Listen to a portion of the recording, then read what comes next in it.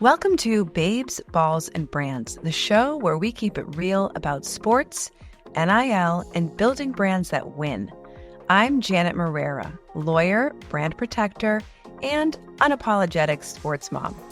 I understand the grind on and off the field, and I want to give you the playbook.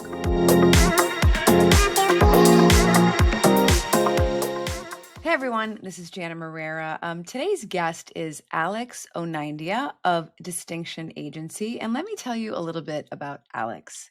So Alex Onaindia is the founder and chief executive officer of Distinction Agency, a modern marketing firm that specializes in building partnerships between athletes, creators, brands, and properties. He launched Distinction Agency in 2018, driven by a lifelong passion for sports and storytelling. Alex holds a degree in sports management from Florida State University, and early in his career, gained experience in PR agencies and also with the Miami Dolphins communication team.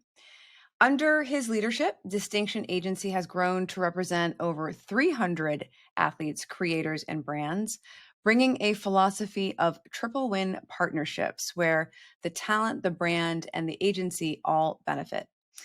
Alex has been recognized among rising CEOs in South Florida and featured in FSU alumni rankings for his company's growth. So welcome to Babes, Balls, and Brands. And we are so excited to have you here, Alex. Thanks for having me, Janet. I appreciate it. Yeah, good. Well, since this show is about empowerment through information and education, I wanted to start with something fun. What is a ballsy move or a bold move that you've made in your life or your career that you feel's really paid off? Well, I quit my job at 26 to start Distinction Agency. So that was pretty bold. And in hindsight, I don't know, I was fully ready, but you just kind of fall forward and learn as you go. And fortunately, it paid off.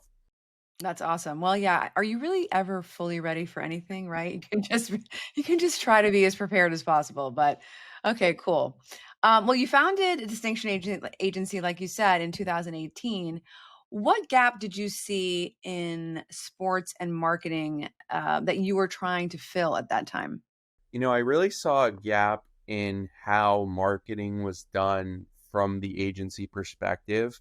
So a lot of athletes that I was working with on brand marketing campaigns, and back in 2015, 16, 17, I was working on behalf of the brands, and we were activating different athletes that were ambassadors of these products and services. So like somebody like David Ortiz, who'd endorsed a certain brand, working with them and their team. And I learned the agent was the lawyer. The marketing obligations were kind of secondary. They weren't a marketer first. It was more just kind of checking a box in a contract. And so I saw opportunity there. I was like, athletes really should be working with marketers and creatives, especially with the growth of social media. And at the same time, we were starting to do a little bit more in influencer marketing with creators. And that was really wild, wild west space back then. There wasn't many agencies in it, and there was some skepticism around influencer marketing and should brands invest in social media and all that. And so kind of saw a gap in the market where I was like, I always wanted to work in sports and work with athletes and cool brands, but also kind of mix in the influencer and creator side, and blending the two was really kind of like our unique selling point. And so a lot of the athletes we work with, they're creators. We're not just Yeah. looking at their on-field performance, but also, what type of brand and persona they're building on different platforms. Do they host a podcast, things like that. Tell me a little bit about working with the Miami Dolphins communications team and, whether that helped to shape your vision in terms of your storytelling. Yeah, it was a really helpful experience because when I worked for them, I was still working full time at an agency too. So that was a seasonal role in communications where, I'd spend the weekends there during football season and then work the agency full time. And so it was really cool to, work with some very accomplished people, like the late Jason Jenkins, who was the director of football communications, the Dolphins. I really looked up to him and just their whole team and their professionalism. And I also realized like I wanted to be doing the things with athletes outside of the game. Like I love the games. You'll catch me on Sunday watching, the Dolphins on the couch, but I've Yeah. always liked the partnerships and the interviews and the events and like all the things that come around the sport, a little bit more than like dissecting box scores and like back then I was transcribing post game interviews and coach speak and things of that nature. So, looking back over the past, well, now it's been 7 years, right? Just about that you've had Distinction Agency open. What are some key moments or maybe a turning point where you really found that it defined your growth as a founder of Distinction Agency? The most profound definitely feels like COVID, and really just that changed a lot. I used to, you know, think we could make it, and then we were really challenged in that period, as every business was. Are you gonna sustain? What are things gonna look like? And what is the future of the company? And fortunately, you saw a huge opportunity for companies that could operate remotely and create content. TikTok soared at that time, and platforms like Instagram, like just digital content consumption went up a lot. And I also think people realized how much they missed live sports and those moments like a canceled Olympics or watching a game where there's no fans. I remember the NBA bubble with the Yeah. digital fans, so people miss those like in-person experiences and moments, and then they Yeah. were also consuming content at levels we'd never seen before, and that blend really created opportunity for us to, I think, really gain traction. Not that we wouldn't have, but I think it definitely helped accelerate things for us. For those of our listeners who are unfamiliar with Distinction Agency, how would you describe what Distinction Agency does and the kinds of clients that you represent?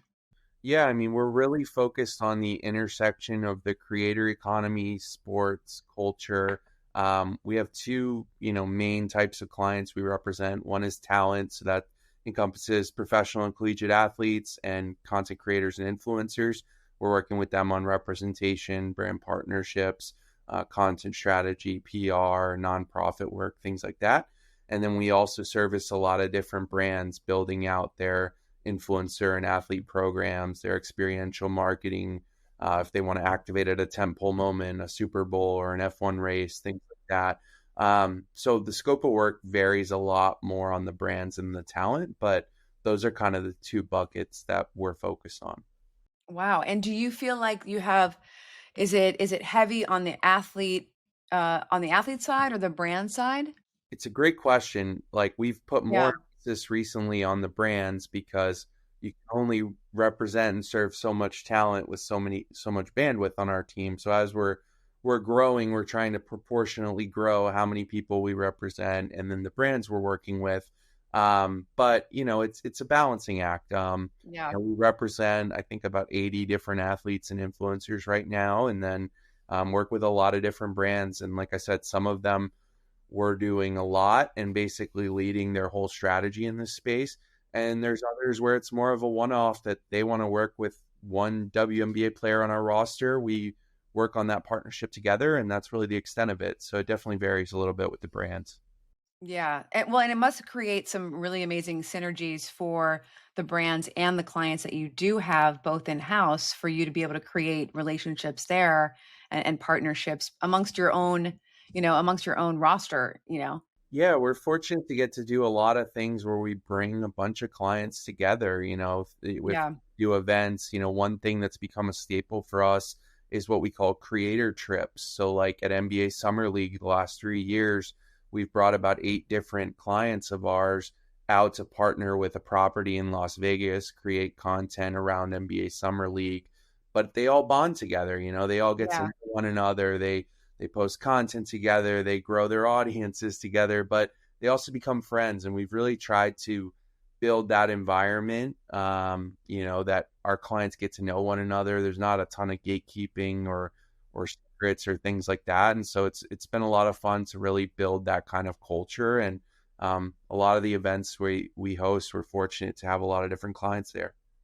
That's amazing. You mentioned a lot of different tools in your tool set in terms of like athlete and influencer marketing, experiential events, and brand partnerships, PR. What do you think is the thing that Distinction Agency does that really makes you stand out or sets you apart today? I think really building authentic and creative partnerships. So we're not looking at it just from a dollars and cents strategy, but also what is our messaging? How are we driving results for our brand partners? Like how are we truly coming up with compelling content and fun campaigns? Like, that's something for me that I really enjoy the strategy side, like we talked about storytelling, like, of course the monetary, the compensation and the deliverables and all that has to be in line, but the fun part is really creating the magic and telling the story and coming up with content that's different. Yeah, totally. You've described your philosophy as triple win, and I think that's amazing. How do you put that into practice when structuring a campaign?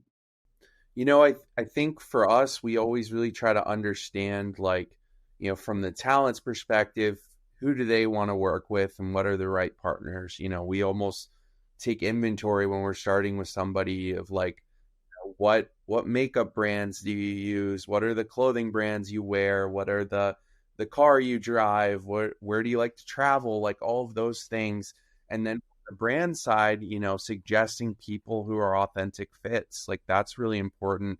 And if it's a new startup or maybe a company that the talent isn't familiar with, like them getting to know it, whether it's demoing the product or having samples sent, like really making sure that there's trust because, any sort of influencer or athlete endorsement, you really want to know it's legit. And there's a lot that, is smoke and mirrors in today's day Yeah. and age. But I think, we've really tried to focus on authenticity and like finding those partnerships where somebody actually uses the product or service or cares about who they're working with.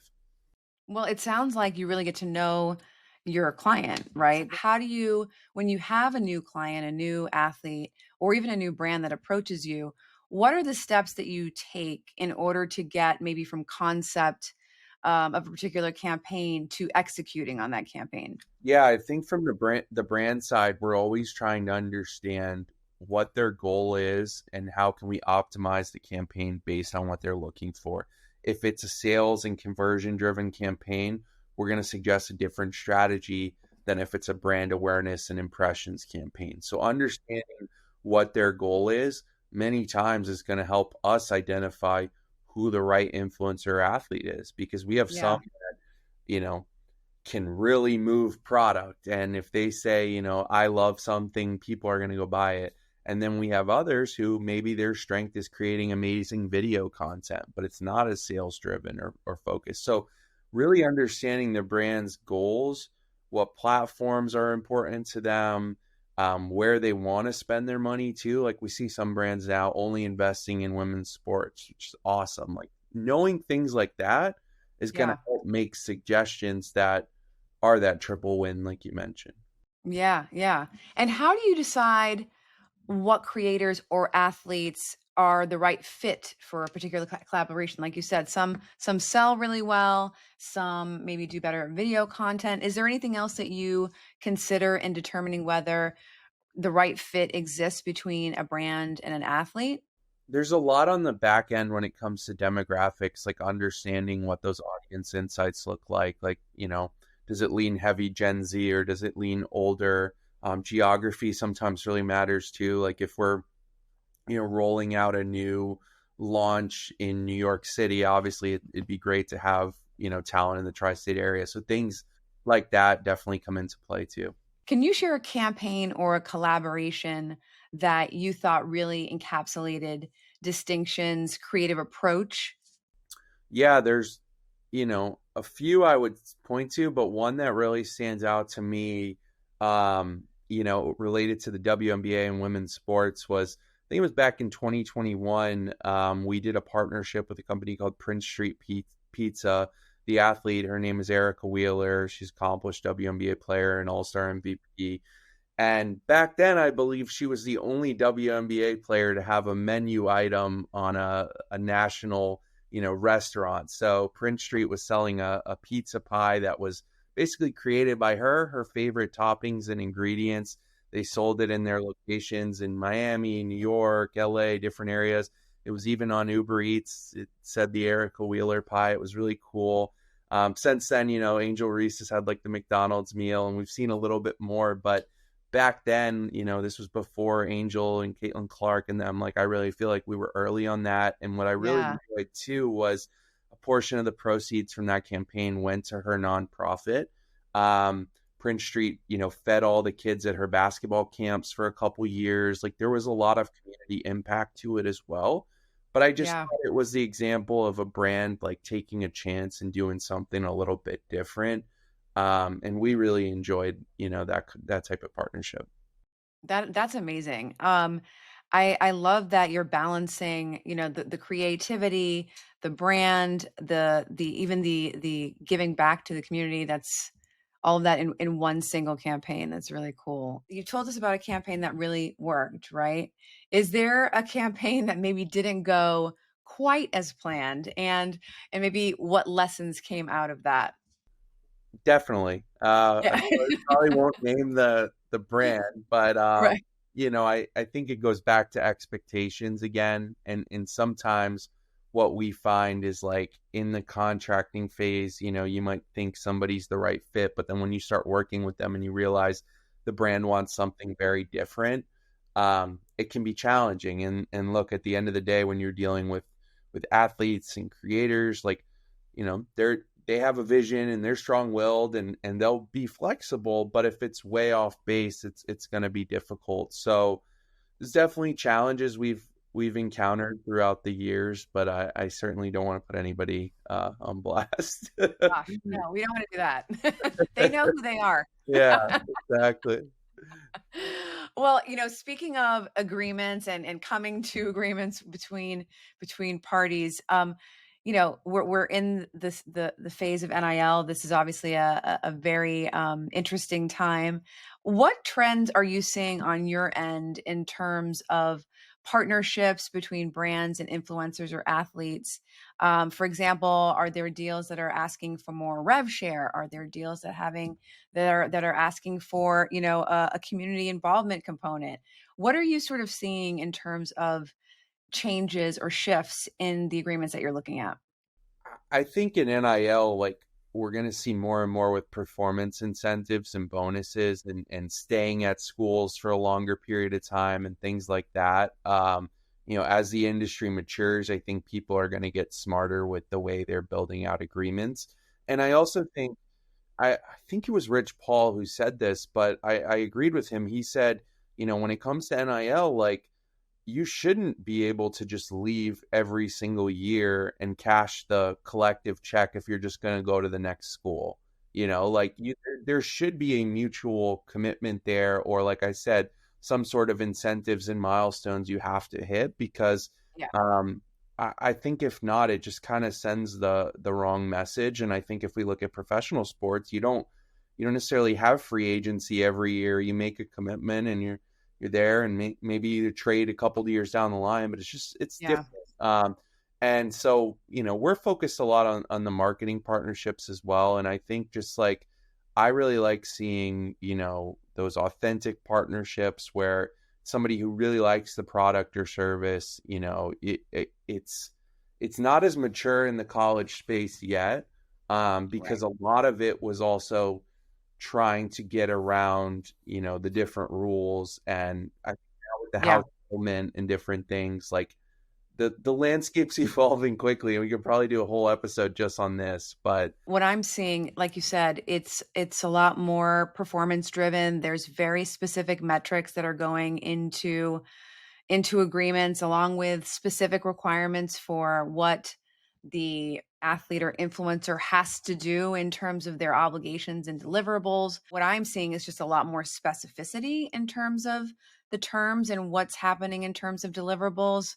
And I think that's going to continue, like you said, locking folks in for a period of time, with built-in step-ups for performance and things like that. So I don't think that's surprising. And I think there's give and take on both sides. Like I Yeah, love of course, that if a coach leaves or gets fired, then everybody can transfer. Like there is certain things that should of course. happen, Yeah, but yeah, I do feel like there needs to be certain level of commitment because you see some guys, it's like he's on his fourth school in the last 4 years. It's crazy. I think it brings up the interesting question, which again, I think we'd have to have another podcast for this, is the question of employment. And I Yeah. think we're going to move towards that. And eventually there will be a collective bargaining agreement. Because if you're going to hold these kids and athletes to all of these work obligations, there has to be something on the other side of that. So we shall see. So in your view, to shift gears back to what we were talking about, how do you think that athletes and influencers and creators can prepare legally and strategically to protect their brand's partnerships as this space evolves? What do you think they can do in order to sort of solidify their brand partnerships? I think it's having the right team around you, and it's typically not just one person. Like I've always talked to athletes and parents about like how do you build a board of directors? How do you have the agency, the financial advisor, the attorney, like all the right people in place. That's how you can truly, protect yourself. Yeah, I agree. I mean, I tell this to my kids, but of course, kids don't always listen to you, even when you're right. But um, what I do say is that, your team off of the field is just as important, if not more important, than your team on the field. You really need to have the right people around you, and everyone has a different expertise, right? To Yeah. add to the building of your brand off the field. And I'm glad that you share that. Okay, so really cool. In my digging, saw that Distinction Agency was recently named to the Drums Indie Agency 100 list. Do you know that? I do. Are you aware of this?